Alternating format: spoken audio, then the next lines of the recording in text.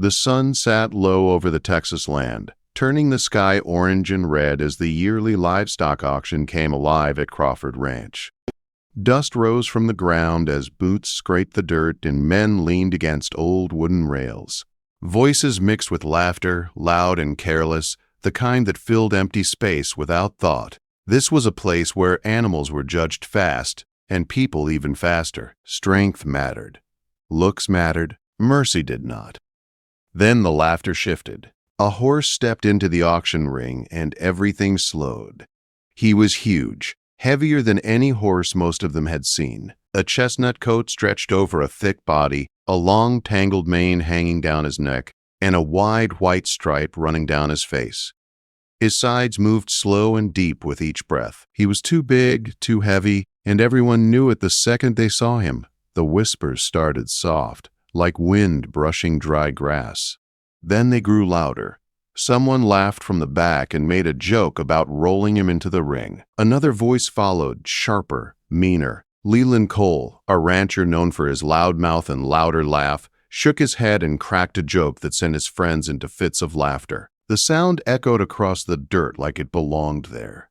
The horse did not react. He stood still in the center of the ring, head lowered just enough to look tired, not broken, but worn. His name was Maverick. His eyes were dark and calm like he had been here before, like he had learned long ago that fighting the stairs only made them worse. The auctioneer cleared his throat and tried to bring order back. He read the details fast. Belgian cross, 8 years old, strong worker, a bit heavy. The words landed flat. No one cared. A crushed banana peel lay near Maverick's hoof, and someone joked that the horse probably brought it himself. More laughter followed, but it did not sound as strong this time. Off to the side, a woman watched quietly. Martha Briggs stood with her arms crossed, her face hard in the way only life could shape. She had buried a husband, rescued too many animals, and learned when silence spoke louder than words. Beside her stood Eli Turner, her old friend, but neither of them moved. The third person with them did. Leland Briggs stepped forward. He was Martha's brother and the twin of the loud man who had just laughed. But unlike his brother, Leland did not speak much. He was known as the quiet one, the man who kept his head down and his thoughts to himself. People barely noticed him most days, but now they did.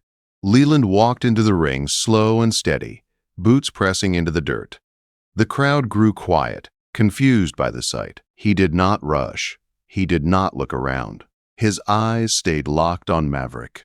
Up close, Leland saw something others missed. The tired strength in the horse's stance, the calm in his eyes. Not weakness, but patience. Maverick did not pull away when Leland stopped near him. He did not step back or pin his ears. He simply stood. Leland lifted his hand and gently rested it against the horse's thick neck. The hair was coarse. The skin was warm. Maverick closed his eyes for a brief moment, like he had been waiting for that touch longer than anyone knew. A voice called out from the rail with another joke, and a few men laughed again, though it sounded unsure now. Leland did not answer. He did not turn. He kept his hand on the horse, jaw tight, eyes soft. A memory stirred deep inside him. His father's voice from years ago carried on the sound of hooves across an open field. You do not choose a horse by its weight. You choose it by its heart. Leland swallowed. The auctioneer asked for an opening bid. Silence hung heavy. Then Leland spoke, calm and clear. 500.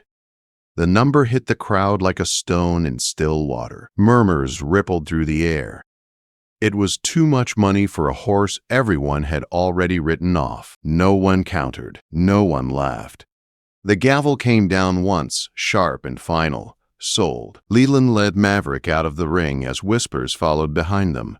Fool. Lost cause. Waste of money. Leland heard none of it. His focus stayed on the slow, steady steps beside him. Outside, a few men lingered near the trailers. One made another joke as Leland secured Maverick onto the borrowed trailer. The laughter came again, but thinner, weaker. Leland did not look up. He gave Maverick a gentle pat and the horse stepped inside without fear. The drive back to the farm passed in silence. The sky burned bright as the sun fell behind the hills. Once, at a stoplight, a teenager laughed and pointed at the trailer. Martha shut him up with a single look. When they reached the farm, Leland led Maverick down the ramp. The old barn stood quiet, leaning with age, much like the men who owned it. Maverick stepped onto the land carefully, sniffing the dirt as if asking permission. He stopped near the paddock and turned his head back toward Leland. Their eyes met. No fear, no anger, just patience. That night, Leland sat on the porch, staring into the dark. Maverick lay in the paddock, facing the house, eyes half closed but aware. The farm had been quiet like this for years, ever since June passed. Too quiet. Leland whispered her name into the night, and somewhere between grief and breath, something inside him began to shift, though he did not yet know why. Morning came slow and quiet over the Briggs farm.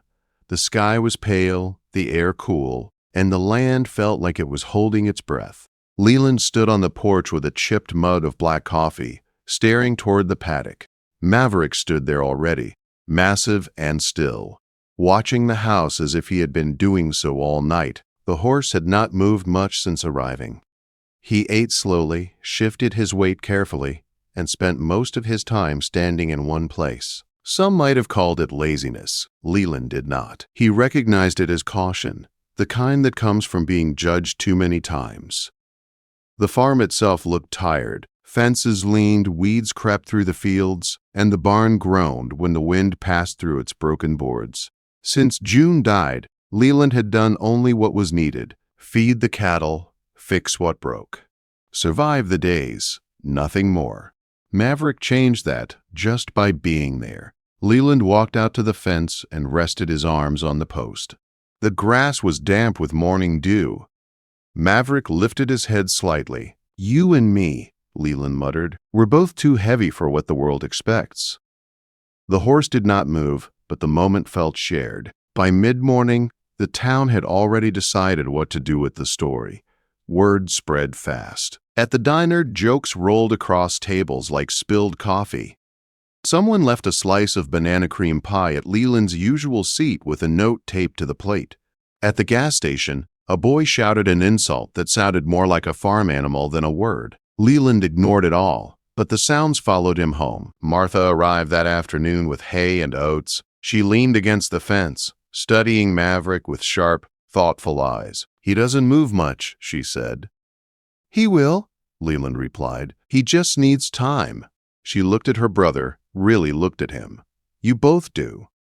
That night, Leland sat on the porch again as the sky darkened. Maverick lay down in the paddock, legs folded under him, eyes half closed but still facing the house. Leland whispered into the dark, speaking to June like he used to when sleep would not come. He told her he was trying.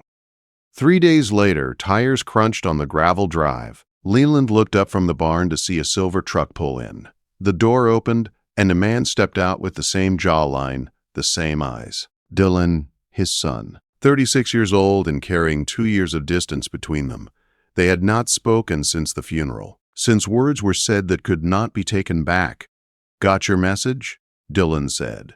"Didn't think you'd ever ask for help again." "I didn't," Leland said. Martha stepped forward. "I did." The silence between father and son was thick and uncomfortable. Dylan glanced toward the paddock and raised an eyebrow. "So this is the legend," he said. Maverick stood taller, sensing the shift. "He looks broken," Dylan muttered. Leland turned slowly. "So did your mother. Didn't stop her from being the strongest thing I ever knew." They worked that day without saying much, fixing boards, cleaning the trough, avoiding the things that hurt.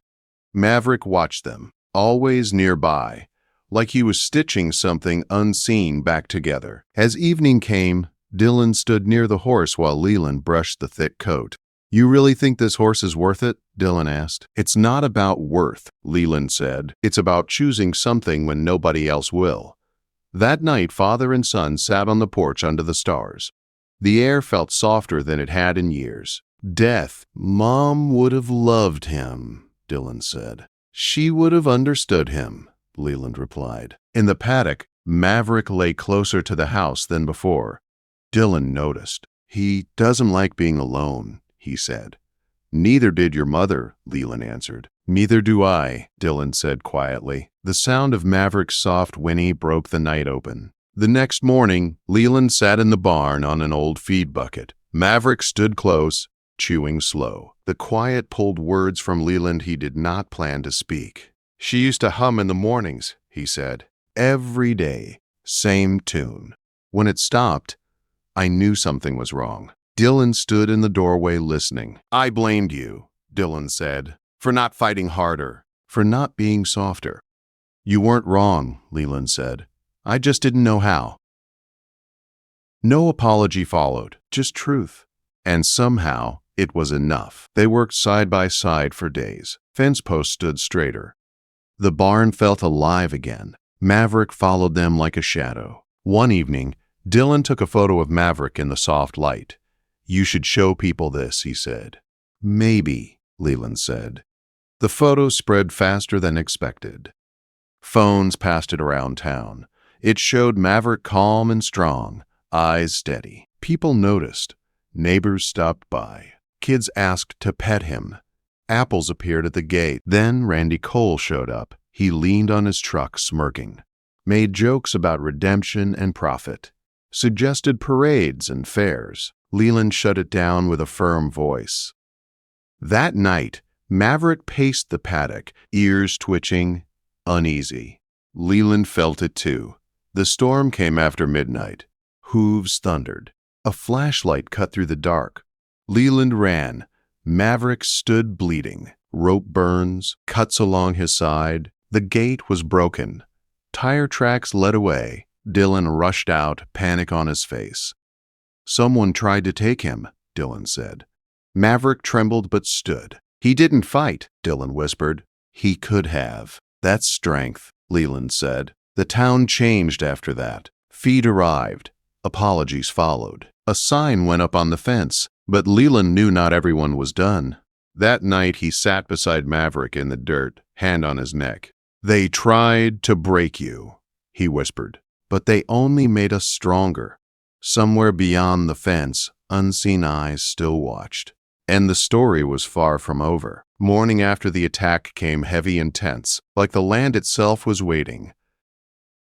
Leland walked the fence line at sunrise, checking every board, every latch. Maverick followed him from inside the paddock, stiff but determined, refusing to be left behind. His steps were slow, but his eyes were alert. Dylan sat on the back of the truck, scrolling through messages on his phone.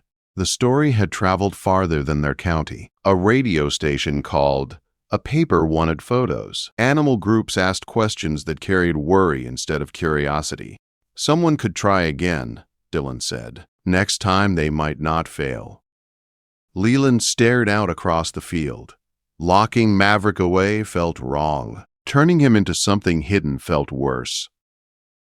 Martha stood near the barn, listening. Maybe it's not about hiding him, she said. Maybe it's about letting him be what he's meant to be. The words landed deep.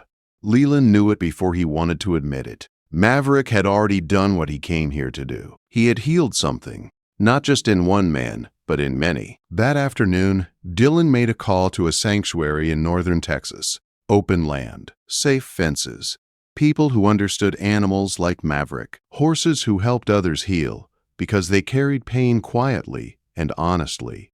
He won't be alone, Dylan said. They help veterans, kids who don't talk, people who don't know how to say what hurts.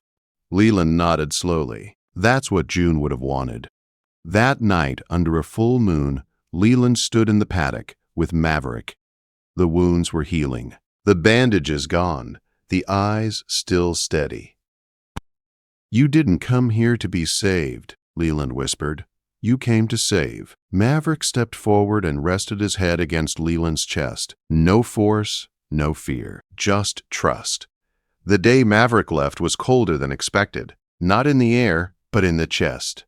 A white trailer pulled into the drive, clean and quiet.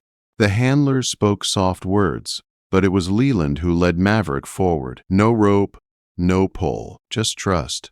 Dylan watched, tears unhidden. Martha placed a photo inside the trailer before the door closed. June, smiling by the old barn. "So he remembers," she said.